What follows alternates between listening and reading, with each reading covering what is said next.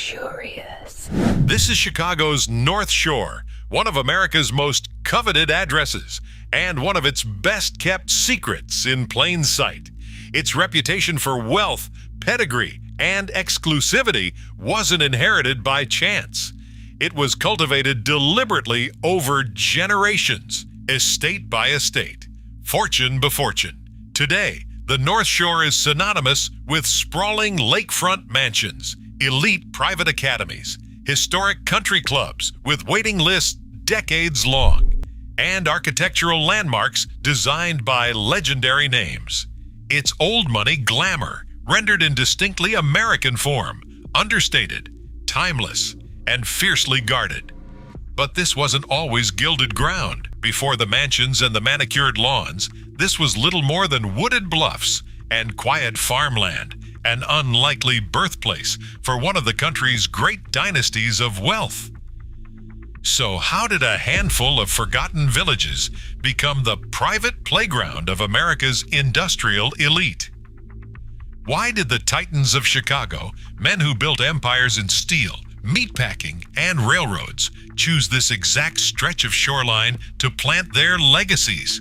And how did fortunes forged in smoke and steel transform into generational estates of formal gardens, gated privacy, and old-growth trees? This is more than a story about beautiful homes. It's a story of ambition, or dynasty, of railroads and reinvention, of families who didn't just build houses. They built a world, a curated, exclusive world of prestige that still defines these communities today. To understand how the North Shore became a monument to American wealth, we have to go back to 19th century Chicago, to the fortunes, the fires, and the families who started it all. To understand the rise of the North Shore, you first have to understand the city that made it possible. During the 19th century, Chicago transformed from a modest frontier outpost into one of the fastest-growing cities on earth. Fueled by its strategic position on Lake Michigan and an ever-expanding web of railroads, it became the undisputed commercial engine of the American Midwest and the birthplace of some of the greatest fortunes in American history. Railroads converged on the city from every direction. Grain from the Great Plains passed through Chicago's towering elevators. Lumber floated down from Wisconsin and Michigan. At the Union Stockyards, opened in 1865, men like Gustavus Swift and Philip Armour built meatpacking empires that would make Chicago the hog butcher for the world. Cyrus McCormick's Reaper Works, turning farm machinery into an industrial dynasty. Marshall Field built a merchandising empire that would define American retail. And Potter Palmer, once a dry goods magnate, reinvented himself as one of the city's most powerful real estate barons. Chicago was a city of opportunity, and for a rising class of entrepreneurs, industrialists, and financiers, it delivered fortunes beyond imagination. But prosperity came at a price. The city was crowded, soot-stained, and choking on the smoke of its own success. And then, in October of 1871, disaster struck. The Great Chicago Fire tore through the city, reducing much of it to ash and leaving thousands homeless. Yet even catastrophe couldn't slow Chicago's ambition. The city rebuilt itself almost immediately, bigger and more industrious than before.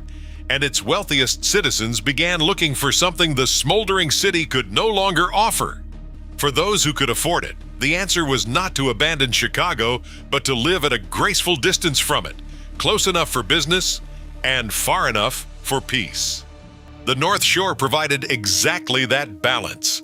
Just beyond the city's northern edge, a string of lakeside villages offered clean air, sweeping properties, old-growth forests, dramatic bluffs over the water, and a rhythm of life untouched by the clatter of the stockyards and the rail yards. Titans of industry could spend their days commanding empires from downtown offices and return each evening to quiet, private worlds overlooking Lake Michigan.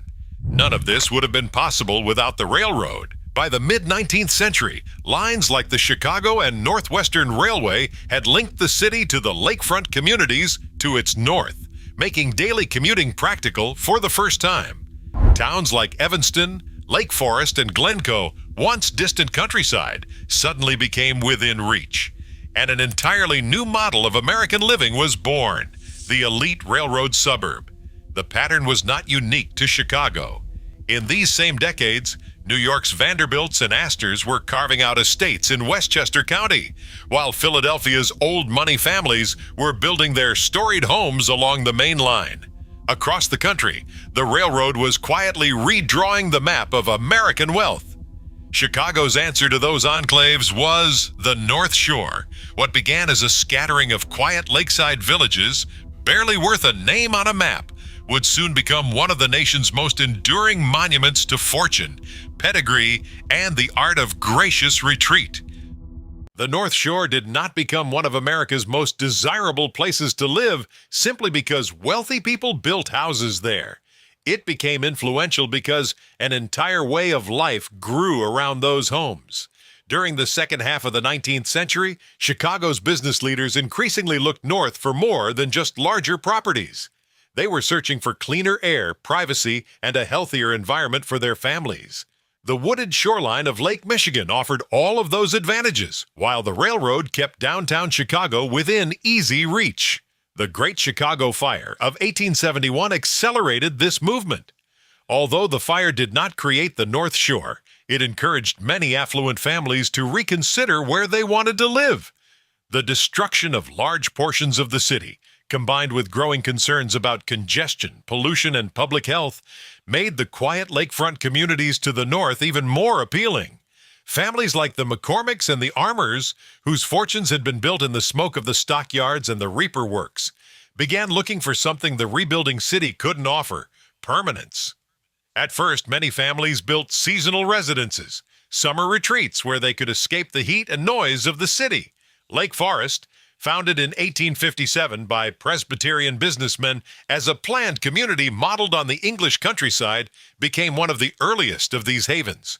Over time, those vacation homes became permanent estates, and the small villages began to evolve into thriving residential communities in their own right. As more prominent families settled along the shoreline, they brought more than their wealth. Private academies rose to educate their children. The Onwensia Club, founded in Lake Forest in 1895, became the social and sporting heart of the region, host to polo matches, golf, and the kind of exclusive gatherings that defined old money leisure. The Glenview Club followed in 1897.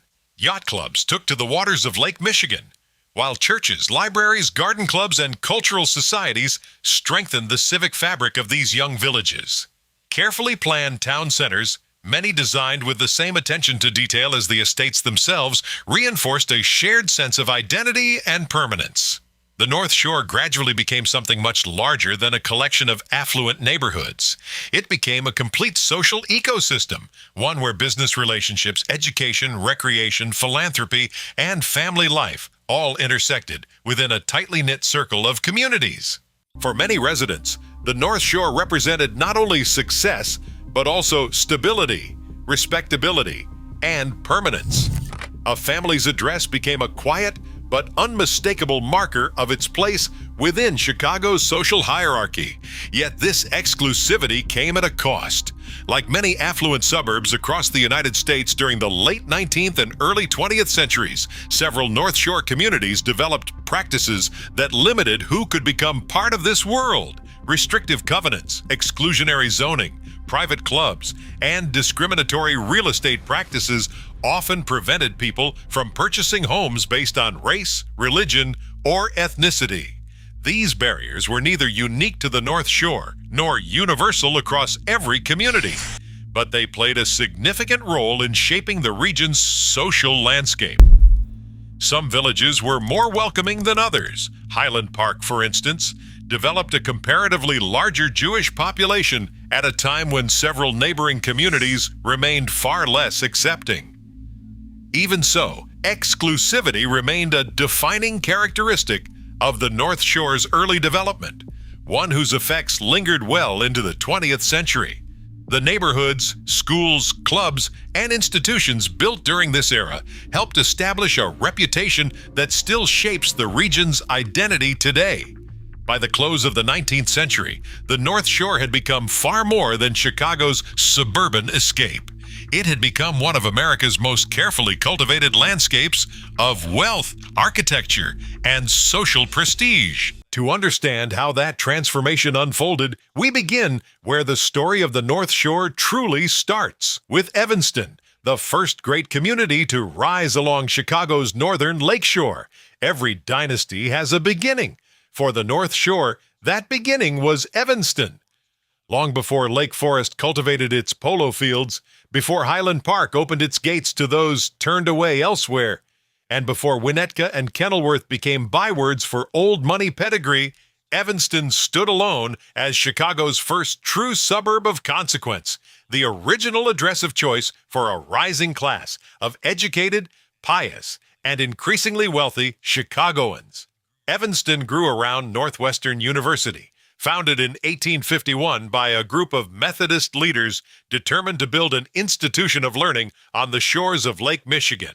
Among its founders was John Evans, a physician, railroad financier, and future territorial governor, the man for whom the town would be named. Northwestern gave Evanston something rare among the North Shore's future enclaves, an identity rooted not in leisure, but in learning. Educated families, ministers, professors, and civic reformers were drawn here first, long before industrialists and railroad barons discovered the shoreline farther north. By 1855, the Chicago and Northwestern Railway had reached Evanston, making it the first genuinely commutable community along the lake. For the first time, a man could work in Chicago's Loop by day and return each evening to a quiet, tree-shaded street just a short ride from the city's noise and soot. It was a novel arrangement at the time, and it set the template that Lake Forest, Glencoe, and Winnetka would later refine into an art form. Evanston's character, however, was distinct from what the North Shore would eventually become. This was not a town built for indulgence. For decades, it was a dry town, with alcohol banned within its borders. In 1874, it became home to the Woman's Christian Temperance Union, founded there under the leadership of Frances Willard. Evanston cultivated a reputation for moral rectitude and civic discipline as much as for wealth. It was respectability made visible, a polished, orderly lakeside town that appealed to affluent families who valued discretion and dignity over display. Although Evanston is rarely counted among the North Shore's wealthiest communities today, it was once among the region's great centers of fortune, faith, and reform, a town where generational wealth and moral authority were closely intertwined. Its streets were filled with Victorian mansions during those early decades, later joined by prairie-style residences designed by architects connected to the Chicago School, giving the town an architectural pedigree as storied as its intellectual one. Few homes capture that era of quiet grandeur better than the Charles Gates Dawes House. Built in 1894 for Dr. Robert Shepard, the mansion was later purchased by Charles Gates Dawes, a man whose career reads like a study in American ambition. Banker, U.S. Vice President, Nobel Peace Prize laureate, and ambassador to Great Britain. His home, a sweeping chateau-esque residence overlooking the lake, remains one of Evanston's most coveted architectural landmarks. Today, it houses the Evanston History Center, offering a rare and carefully curated glimpse into the refinement of early North Shore life. Evanston, then, was the prototype, the first proof that a Chicago fortune could be transplanted north of the city and take root as something more permanent, a legacy. But it would take another kind of ambition and another kind of fortune to transform that prototype into the gilded, sprawling estates that would define the North Shore's Golden Age. For that, we travel a little farther up the shoreline to a town built not around a university, but around the singular vision of a group of businessmen who wanted to build their own version of paradise, Lake Forest.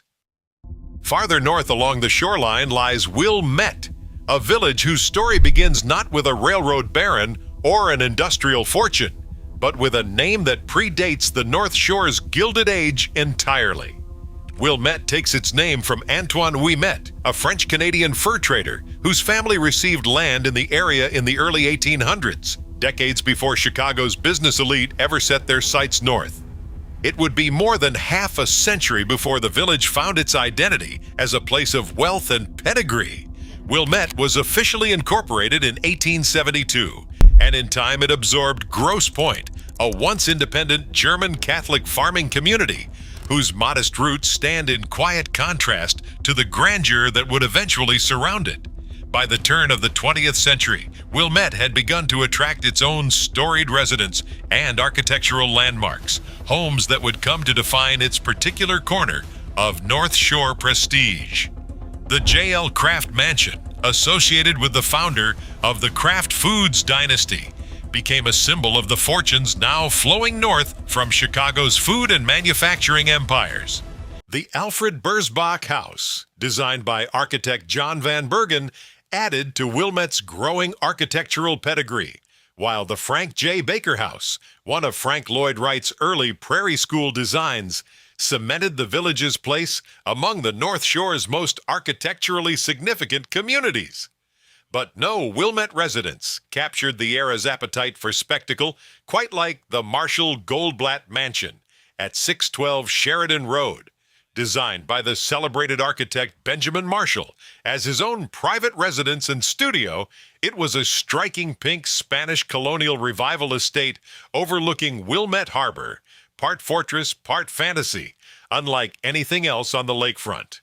It later passed into the hands of Nathan Goldblatt, of the Goldblatt's department store family, whose fortune added another chapter to the mansion's storied history. Yet, for all its extravagance, the house would not endure. Around 1950, it was demolished, and today the land belongs to the Baha'i community, directly across from the Baha'i House of Worship. All that survives of Marshall's original vision are the entrance gates, a quiet, almost haunting reminder of a lost era of North Shore excess. Together, Gilson Park, the sweeping lakefront, the humble legacy of Grosse Pointe, and Wilmette's elegant tree-lined residential streets give the village a character distinct from its northern neighbors. Less about old money discretion and more a study in how quickly fortune can rise and just as quickly disappear. It is a reminder that not every North Shore legacy was built to last.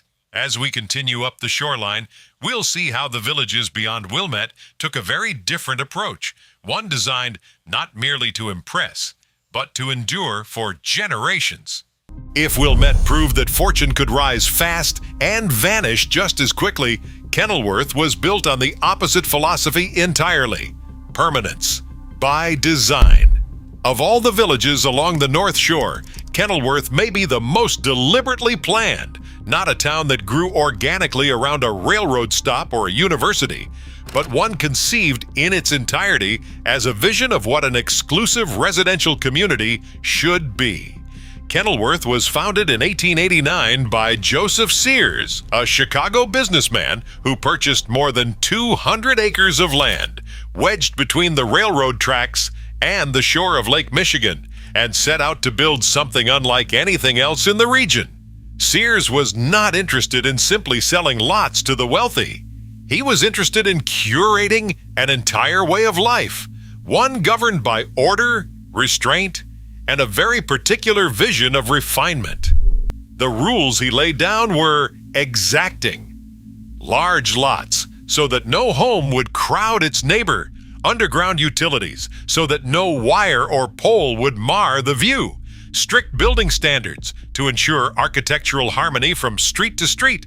No alleys, no fences, nothing, in short, that might disrupt the seamless, curated beauty of the village he was building. Kenilworth, from its very first blueprint, was designed around the institutions Sears believed mattered most: family, church, and school, the pillars of a genteel, orderly life, insulated from the noise and grit of the city that had made its residents wealthy in the first place. Sears himself set the tone by building Waverly, a grand Queen Anne mansion on Sheridan Road, as both his private residence and the village's unofficial town hall. For years, Waverly served as Kenilworth's true social center, hosting school classes before a proper schoolhouse existed, club meetings, community gatherings, and the kind of quiet, dignified social life that would come to define old money Kenilworth for generations. Though the mansion was lost to fire in 1945, the ideals it represented never burned away. They had already been written into the very streets of the village, into its lot sizes, its architectural covenants, its unbroken sightlines to the lake. Kenilworth, in other words, was never meant to evolve by accident. It was suburbia with a dress code, exclusive, orderly, and beautiful by design. A village built not merely to house wealth, but to discipline it into something quieter, more permanent, and altogether more prestigious. And it is precisely that discipline, that insistence on order and pedigree over ostentation, that would come to define the North Shore's next and grandest chapter, just up the shoreline in Lake Forest, where an entirely different kind of ambition was about to take root. If any single word conjures the North Shore in the American imagination, it is this one: Winnetka. More than any other village along the lakefront, Winnetka has become shorthand for a very particular kind of American affluence, old money rendered in brick and ivy, discretion disguised as ordinary suburban life. It is the name that appears in novels and films whenever a storyteller needs to signal wealth without saying the word outright. The land itself was subdivided in the 1850s by Charles Peck and Walter S. Gurney, two men with the foresight to see what the railroad would eventually make of this stretch of shoreline. The village was formally incorporated in 1869, and from its earliest days, it carried the imprint of deliberate civic vision. Peck himself donated the land that would become the village green, a gesture that shaped Winnetka's identity as much as any mansion that followed, establishing a classic, dignified civic center around which the rest of the village would organize itself for generations. Over time, that vision matured into precisely the reputation the village carries today. Magnificent homes set behind manicured lawns, elite schools that have become feeder institutions for the nation's most selective universities, and one of the most refined, carefully maintained residential landscapes anywhere in the Chicago area. Winnetka came to represent not fleeting wealth, but generational wealth, fortunes built downtown, then quietly curated into something that could be passed down, address by address, for 100 years or more. And yet, buried within this landscape of pedigree and polish sits an unlikely relic of a very different era. The Schmidt-Burnham log house, built around 1837, is one of the oldest surviving structures in the entire state of Illinois, a humble, hand-built cabin that predates the village's storied wealth by decades. It stands today as a quiet, almost startling reminder that Winnetka was not always synonymous with old money and manicured privilege.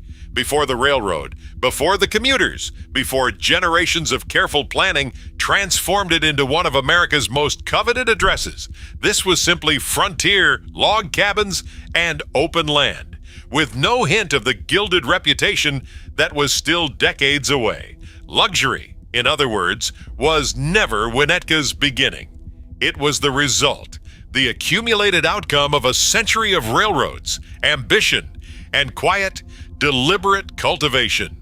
And just to the north, one village would take that same formula and push it to its most extravagant conclusion, where fortunes weren't simply preserved, but put boldly, beautifully on display. That village is Glencoe. Not every North Shore village built its reputation on mansions alone. Glencoe built its reputation on something rarer still, the landscape itself as a form of wealth. Walter S. Gurney, whose fingerprints already marked the founding of Winnetka, played an early role in Glencoe's development as well. But it was Dr. Alexander Hammond, who is generally credited as the village's principal founder. After purchasing Gurney's farm in 1868, Hammond set about transforming the land into something more deliberate than a simple lakeside subdivision. a planned village shaped around the very features most towns might have flattened or paved over: deep ravines, wooded bluffs, and winding roads that followed the natural contours of the land rather than imposing a rigid grid upon it. The result was a village whose appeal was never purely about pedigree or fortune. Glencoe offered something its neighbors could not fully replicate: dramatic, almost theatrical scenery, with homes perched above ravines and framed by mature woodlands, all within sight of the ever-changing waters of Lake Michigan. Here, natural beauty itself became a kind of currency, as coveted among the discerning as any prestigious address or architectural pedigree. It is fitting, then, that Glencoe would eventually become home to one of the North Shore's most extraordinary architectural achievements, Frank Lloyd Wright's Ravine Bluffs development. Commissioned in the 1910s by attorney Sherman Booth, a devoted patron of Wright's work, the development was never simply a cluster of houses. It was a fully realized, carefully curated vision, comprising 5 distinctive homes, along with bridges and landscape features thoughtfully integrated into the ravines themselves. Wright treated the site not as a backdrop upon which to build, but as an equal partner in the design, weaving architecture and topography together so seamlessly that nearly all of it survives intact to this day.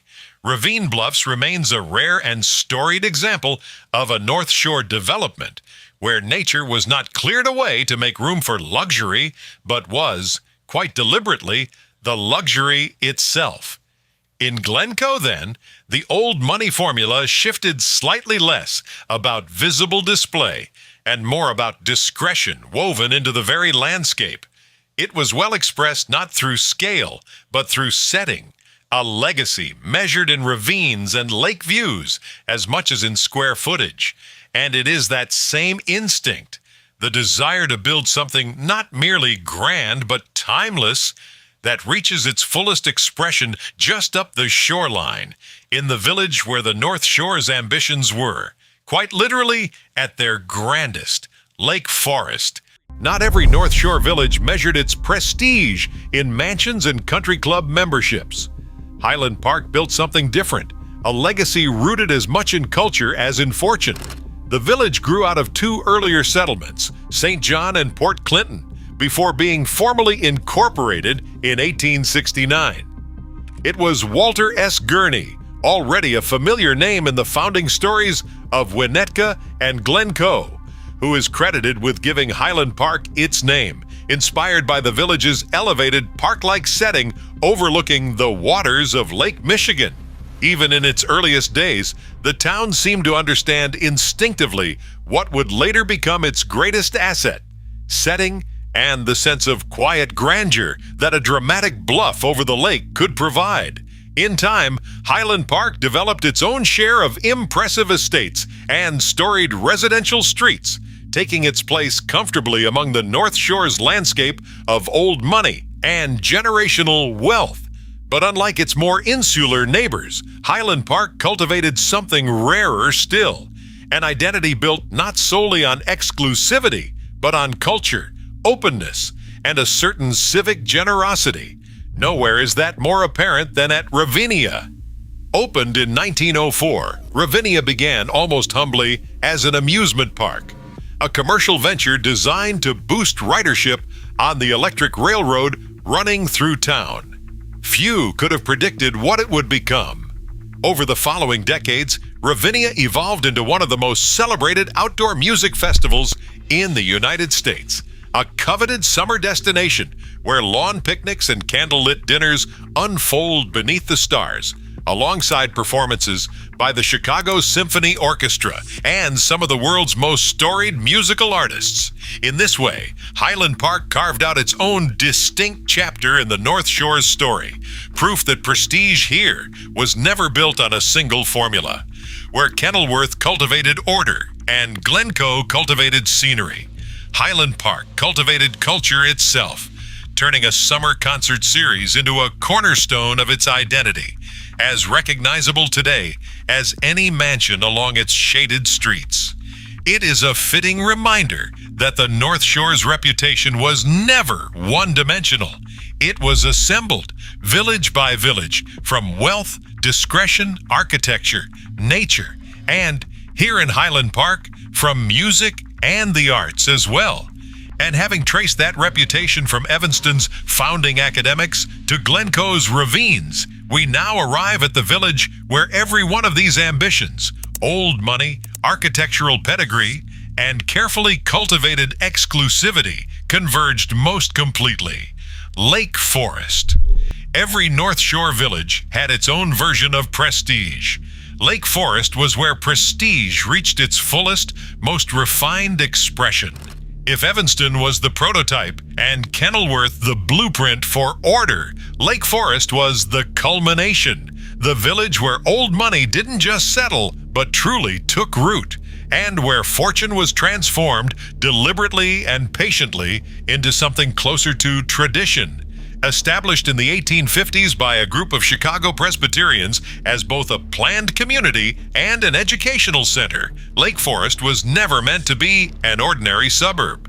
Its design was entrusted to landscape architect Almarin Hotchkiss, who rejected the rigid city grid that defined so much of 19th century American town planning. In its place, he laid out curving roads that followed the natural contours of the land, preserving the wooded ravines, dramatic bluffs, and picturesque scenery that made this stretch of shoreline so coveted in the first place. From its very inception, Lake Forest was designed to feel less like a suburb and more like a private, carefully curated retreat, a village built to appear as though it had simply grown out of the landscape itself. It didn't take long for Chicago's wealthiest families to recognize what Hotchkiss had created. Lake Forest quickly became the preferred country retreat for fortunes built in meatpacking, railroads, banking, retail, and industry. The very fortunes that had reshaped Chicago itself, now finding their fullest and most enduring expression here, in sprawling estates nestled among the trees. Many of these estates still stand today as enduring testaments to that golden age. Melody Farm, the estate of meatpacking magnate J. Ogden Armour, remains one of the finest surviving examples and is now part of Lake Forest Academy. Nearby, Suefield House, built for Armour's widow, stands as a quieter yet equally storied reminder of the family's legacy along these shaded streets. No discussion of Lake Forest's architectural pedigree, however, would be complete without two names: Howard Van Doren Shaw and David Adler, the architects most responsible for defining the village's elegant and unmistakable character. Shaw's own summer residence, Ragdale, has since found new purpose as an artist's residency, a fitting second life for a home built with such creative care. Adler's Charles Pike House, meanwhile, remains one of the finest surviving examples of the American country house, refined, restrained, and quietly monumental in the way only true old money architecture can be. Together, these homes reveal exactly what Lake Forest's elite sought. Not simply grand houses, but meticulously crafted estates and residences designed to transform wealth into something more enduring: tradition, permanence, and taste, passed down through generations rather than spent within a single lifetime. In many ways, Lake Forest represents the North Shore's ambitions fully realized, the point at which railroads, fortune, architecture, and thoughtful stewardship converged into something timeless. It is quite simply where the story of the North Shore reaches its most gilded chapter. Finally, at the northernmost edge of this storied shoreline, we arrive at Lake Bluff, a village that offers a quieter, more understated conclusion to the North Shore's story, but one no less historic than the villages that came before it. Long before it carried its present name, this stretch of shoreline was known by humbler titles: Rockland, Oak Hill, and the Dwyer Settlement, names that speak to its origins as scattered farmland rather than a destination for fortune. That began to change in the 1870s, when the Lake Bluff Camp Meeting Association, a Methodist organization, set its sights on the bluffs above the lake. Rather than courting industrialists or railroad barons, the association developed the lakefront into a summer retreat of an entirely different character, one filled with modest cottages, seasonal hotels, religious gatherings, and the kind of wholesome social life that echoed in its own way the moral earnestness once found in Evanston. Over time, what began as a seasonal camp meeting community gradually matured into a permanent village, its identity settling somewhere between the reform-minded respectability of its founding and the quiet, cultivated charm that would eventually align it with its North Shore neighbors. Much of that original character survives intact today. The village green remains the heart of the community, much as it does in Winnetka. The 1904 train station still stands as a graceful reminder of the railroad era that connected these lakefront villages to Chicago in the first place. And the Lake Bluff Uptown Commercial Historic District preserves the scale and rhythm of a bygone Main Street, largely untouched by the more ostentatious developments seen elsewhere along the shore. Though generally more restrained than its neighbor Lake Forest, Lake Bluff is not without its own significant estates and historic homes, residences that reflect the same North Shore traditions of thoughtful architecture, careful placement, and cultivated design are simply expressed here on a more modest and discreet scale. In many ways, Lake Bluff serves as a fitting final note to this entire story. It reminds us that the North Shore was never built from a single formula. Not every village pursued grandeur, and not every fortune needed to announce itself. Some, like Lake Bluff, simply chose permanence, community, and quiet dignity, and allowed that to be enough. From Evanston's early academics to Lake Forest's gilded estates, from Kenilworth's disciplined order to Glencoe's ravines, and now to Lake Bluff's understated grace, the North Shore's story is really a story about choice, about what wealth, once earned, chooses to become. Some fortunes built monuments, others built legacies that spoke in quieter tones. Together, these villages created something that endures well beyond any single mansion or family name, a landscape shaped generation after generation by the deliberate pursuit of beauty, order, and old money permanence. And that, in the end, is the true inheritance of Chicago's North Shore. From Evanston's scholarly beginnings to Lake Forest's gilded estates, from Kenilworth's disciplined perfection to Glencoe's wooded ravines, and finally to Lake Bluff's quiet grace, together these communities tell the story of the North Shore.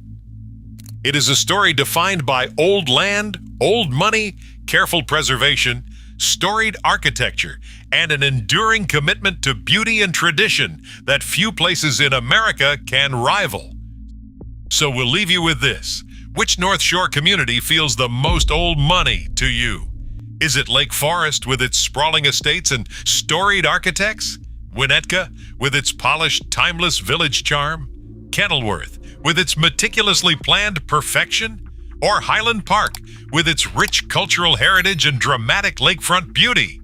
Let us know in the comments. We'd love to hear which village captures that old money spirit best for you.